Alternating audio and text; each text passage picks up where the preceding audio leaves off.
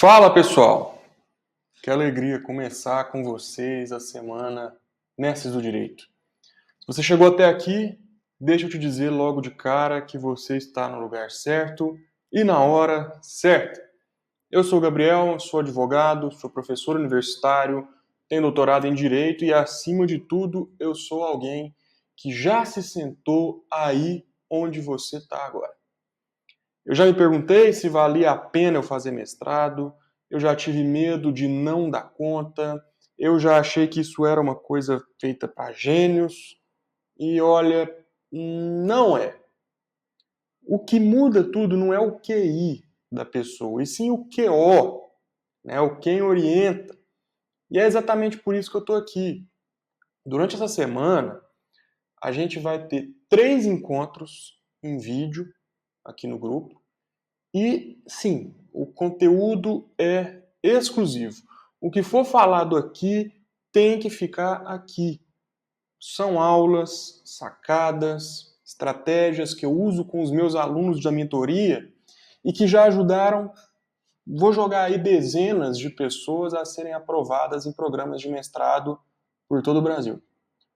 Então, antes de começar, 2 recados rápidos e diretos. Primeiro, o grupo vai ficar fechado para interações, né, até o final da semana Mestre do Direito, e isso é proposital, porque você não precisa ficar sendo interrompido com notificações toda hora.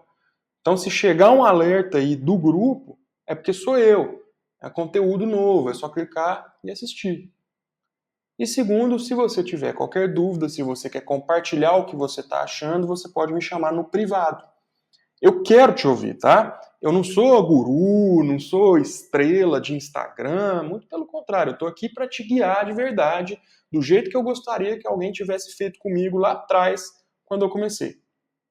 E aí, bora começar? O tema de hoje é como o mestrado impulsiona a sua vida profissional e acadêmica. É um tipo de tema que parece simples, mas é bem profundo, porque o mestrado, diferentemente do que muita gente pensa, ele não é só sobre virar professor. Ele é sobre posicionamento, ele é sobre autoridade profissional, ele é sobre ter acesso a espaços que não se abrem para quem só está ali na superfície. E também é sobre mudança de mentalidade. Vamos encarar a real aqui. O mundo jurídico está cheio de gente dizendo que teoria não enche barriga, que o que vale é a prática. Mas aí eu tenho uma pergunta para te fazer. Prática do quê? Sem base? Sem profundidade? Sem consistência? O que a gente vê no mercado é uma multidão de profissionais inseguros, repetindo modelos prontos, sem capacidade de inovar, de pensar cientificamente, criticamente, propor soluções complexas para problemas complexos. E sabe o que resolve isso? Pesquisa, produção científica, mestrado. O mestrado ele te obriga a sair do automático, a questionar, a estruturar suas ideias, a dialogar com autores, com dados, com jurisprudência, com a realidade. Você começa a pensar com mais clareza. Você fala com mais precisão, você escreve com mais impacto. E isso, meu amigo, minha amiga, isso vale ouro no mercado jurídico. E o que muda na prática, né, quando você é mestre? Eu vou listar aqui algumas coisas que mudam de verdade. E não é papo de coach, né? Primeiro, você para de ser mais um advogado, você é um mestre em direito. Então você se posiciona com um tema, você se torna referência. E isso vai atrair clientes, convites, oportunidades. Você passa a escrever melhor. Muito melhor. Não estou falando de texto rebuscado, cheio de latim para parecer inteligente, não é isso. Eu estou falando de você escrever com clareza, com argumento, com peso acadêmico. E isso melhora tudo, melhora suas petições, seus pareceres, seus artigos, seus livros, suas aulas. Você acaba entrando em uma bolha, você sai da sua bolha e entra em uma outra bolha, que é a bolha dos pesquisadores, dos professores, dos orientadores, dos escritores. Você começa a ser visto, e quando você é visto no lugar certo, as portas certas se abrem.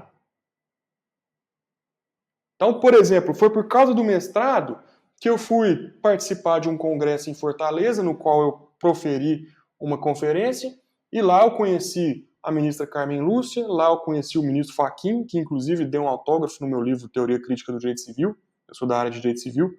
Lá, inclusive, eu conheci o Flávio Tartucci, nesse mesmo evento, Nelson Rosenwald, no mesmo evento, Gustavo De Pedino, no mesmo evento. Depois, no Rio de Janeiro, eu tive a oportunidade de conhecer o ministro Barroso, o ministro Fux. Quem quiser dar uma olhada no meu Instagram lá, @GabrielAB, você consegue achar as minhas fotos nesses eventos. Ele me levou para palestrar em Portugal, onde eu ganhei essa camiseta que eu estou usando aqui, da Universidade de Coimbra. Então, você começa a ser visto no lugar certo. E com isso, as portas certas vão se abrindo. E no mercado, isso vai fazer mesmo diferença, Gabriel? Faz. Muita. Pensa em concurso público. Mestrado conta ponto em quase todos os concursos de ponta. Aqueles de provas e títulos, né? Você tem editais que te dão muitos pontos no currículo. E isso num concurso concorrido pode ser a diferença entre passar e ficar de fora. Isso pode fazer a diferença entre passar bem colocado e mal colocado, o que pode mudar onde que você vai trabalhar. Eu tive um amigo que foi meu professor, e como ele foi meu professor na universidade, ele obviamente tinha doutorado, um monte de publicações, títulos, assim, a prova de títulos dele foi inefável. E ele passaria, sem os títulos, ele passaria no concurso, só que ele passaria, vamos falar assim, passar em último. Não é que ele ficou em último lugar no concurso, é que ele seria o último a passar. E aí, pela prova de títulos, por ele ter doutorado, mestrado, pós-graduações, várias publicações, palestras, congressos que ele foi, ele pulou para primeiro. E hoje ele trabalha na capital do estado. Eu não vou falar o estado, porque senão vocês vão descobrir de quem que eu estou falando. Né? E por falar em carreira docente, não tem para onde correr. Se você quer dar aula em faculdade, seja ela pública, seja ela particular, você precisa de mestrado, é a regra do jogo. Ah, Gabriel, mas eu sou só especialista e já estou dando aula em faculdade. Ah, mas quando eu estudei tinha muito professor que era só especialista. Tá, só que o mercado da docência está cada vez mais exigente. O diploma de graduação ou de especialização, sozinho, dificilmente ele vai te levar até lá. Consultorias jurídicas. Quando você tem mestrado, o seu parecer ganha outro peso. E sabe o que isso significa? Mais autoridade, mais valor agregado, mais faturamento. Eu já vi alunos meus saírem do contencioso massificado, trabalhando no escritório dos outros, começando a vender pareceres jurídicos técnicos a 5 mil, 10 mil reais com base no tema que eles pesquisaram no mestrado. Reputação digital também, no Instagram, no LinkedIn, no YouTube, as pessoas estão sedentas por conteúdo de qualidade. E quem tem mestrado vai produzir um conteúdo com profundidade. Você não é só mais um perfil que está repostando novidades do STF ou que está repostando aquelas publicações do Senado Federal, não é isso mais. Você é um formador de opinião.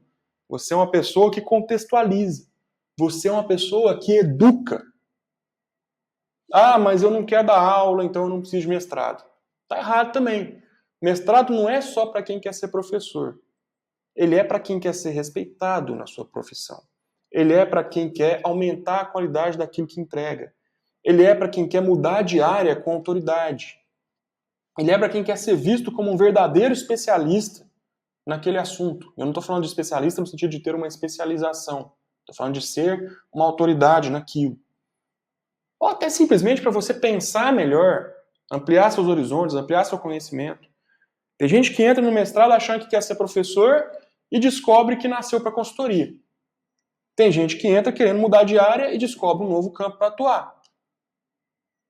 Eu entrei perdido, porque eu formei muito jovem. Formei com 22 anos na Universidade Federal de Uberlândia e com 23 eu entrei no programa de mestrado da Universidade Federal de Uberlândia. Eu entrei porque eu não sabia o que eu queria da minha vida, eu era muito novo e lá eu encontrei uma missão. Eu lembro direitinho que eu estava apresentando um seminário e a professora falou: "Nossa, Gabriel, você é um professor natural. Você não se esforça para ser professor, para apresentar. Você está no lugar certo."